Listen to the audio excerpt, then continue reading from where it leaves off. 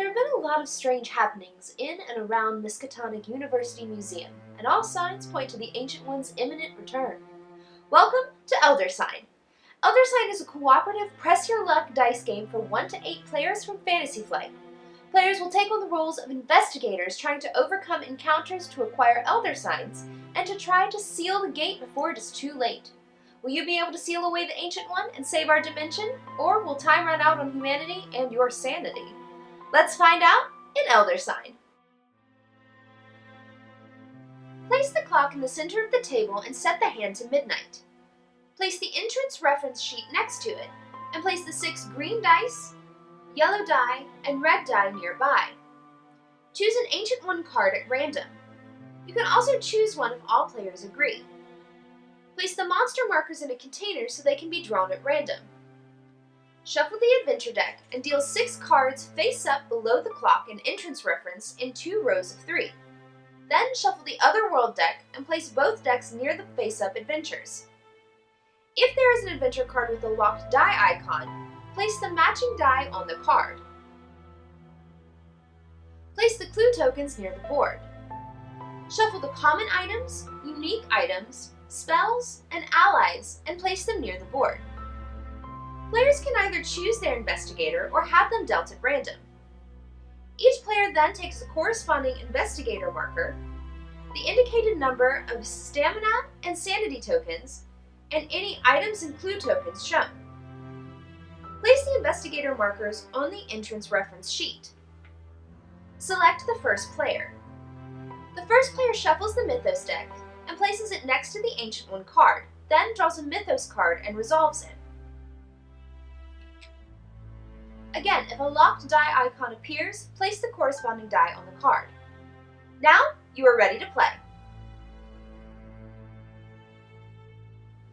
Before you begin the player turns, you should take a close look at the Ancient One card. Each Ancient One card will have the name of the Ancient One, how many Elder Signs are necessary to lock them away, a doom track, battle task, special abilities, and their attack ability. Keep all of this in mind when choosing which adventures to go on. A player's turn consists of 3 phases that must be completed in the following order: movement, resolution, and clock. During the movement phase, you either move your investigator marker or stay where you are. You can move to any face-up adventure card, other world card, or to the entrance sheet. In the resolution phase, you will interact with your current location.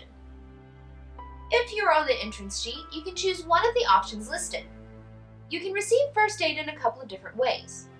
You can choose to regain 1 stamina or 1 sanity for free, regain all stamina or all sanity by discarding 2 trophies, or spend 4 trophies to regain all of your stamina and sanity. You can search the lost and found by rolling a green die and consulting the chart listed on the entrance sheet. You cannot use items or abilities to affect this roll. Finally, you can buy a souvenir by spending trophies to buy one of the listed items. You can only purchase 1 souvenir per turn, even if you have enough trophies to buy multiple. If you are on an adventure card or other world card, you must roll the dice to complete the tasks listed. This is the main way to gain Elder Signs to lock up the Ancient One. You must complete each task in 1 roll. For example, to complete this task, I would have to roll a lore and a peril. If you complete a task, put the corresponding dice on the card and move on to the next. Unless there is an arrow, you may complete the tasks in any order. If there is an arrow, you must complete the tasks in order. If you cannot complete a task, discard a die and roll again. Keep doing this until you either complete the card, or you cannot complete the card with the dice you have left. If you are able to complete a card, you will gain the rewards listed in the bottom right corner and take the card. If you are unable to complete the card, you will take the penalties listed in the bottom left corner. There are a few things you can do to help you complete your tasks. If you fail a roll, you can choose to focus. Once you discard a die, you can set aside a single die to be used later in the tasks. This is especially helpful if you roll a hard-to-get result. You can only do this once per turn, and the die returns to the pool when the resolution phase ends. You can also request assistance from another player who is on the same card as you. This functions the same way as focusing does. However, if you fail an adventure that you are getting assistance on, the assisting player must lose 1 stamina or 1 sanity. You can only request assistance once per roll. However, you can continue to ask for assistance on subsequent rolls. Keep in mind that you can only do one or the other on a single roll. If you get a roll that doesn't fulfill a task, you can use a clue token to reroll one, some, or all of your dice by discarding it. You can also use items to add either red or yellow die to your rolls. Spell cards can do a couple of different things. Some spell cards allow you to regain stamina and regain sanity. Other cards will allow you to lock dice. Once you roll the dice, you can lock a die without changing the result. These can stay locked until any player needs them. Some adventure cards will let you draw an ally card. Ally cards will stay in play until their effect expires. Some cards have terror effects listed on the card. If you fail to complete one of the tasks and have rolled a terror result, resolve the effect. Terror effects occur before discarding a die for the failing roll. Once you've completed the resolution phase, move on to the clock phase. The clock will begin at midnight and moves in 3-hour increments. The hands can only point to the 12, 3, 6, and 9. When the clock hits midnight, you must first resolve any at midnight effects on any card in play, including adventure and other world cards, and any on the next midnight effects on the current Mythos card. Then draw the next Mythos card and resolve the immediate effects and replenish any once-a-day investigator abilities. Some cards will have you add Doom tokens to the Doom track.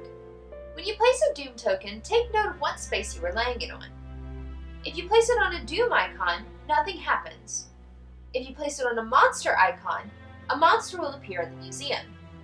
When a monster appears, either by the Doom track or on a card, you'll place a random monster marker on an adventure or other world card.